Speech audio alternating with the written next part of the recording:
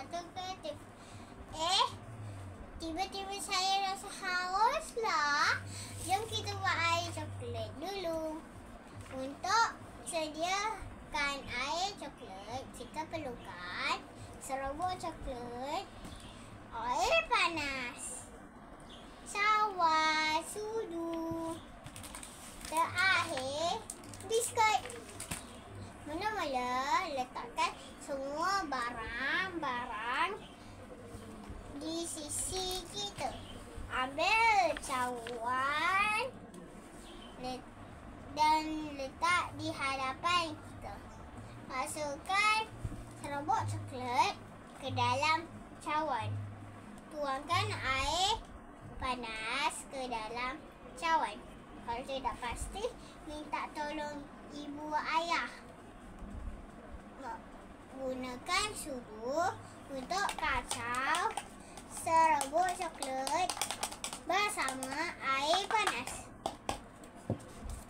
sehingga larut. Air coklat tersedia untuk diminum. Letakkan juga biskut untuk dimakan. Kanan cawan. Biskut juga boleh letak kiri cawan. Sedap tak terkata? Kawan-kawan, perasan tak saya ada menggunakan satu tata bahasa Melayu ketika buat air coklat tadi. Cuba teka tata bahasa apa yang saya gunakan. Apa? Betul jawapan kawan-kawan. Saya menggunakan tata bahasa kata arah. Jom saya kongsikan tata bahasa kata arah.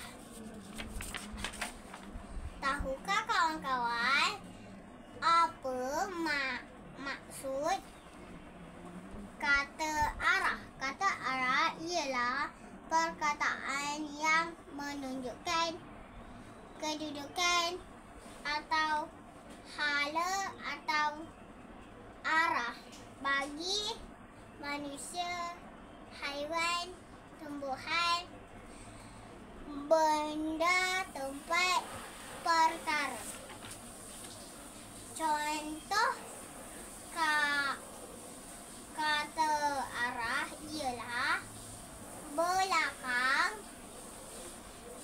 hadapan, atas, bawah, tengah, tepi, kiri, kanan. Jom ulang balik. Contoh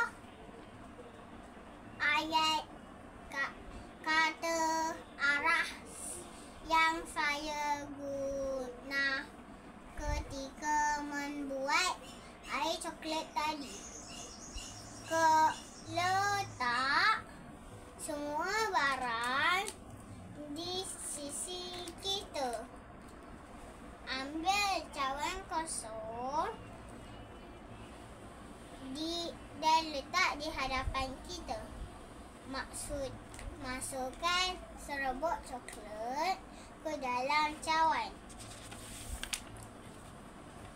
Letak biskut untuk dimakan di sebelah kanan cawan atau kiri cawan. Adakah kawan-kawan sudah faham tentang kata arah? Sekarang saya yakin kawan-kawan sudah faham selepas mendengar perkongsian saya tadi.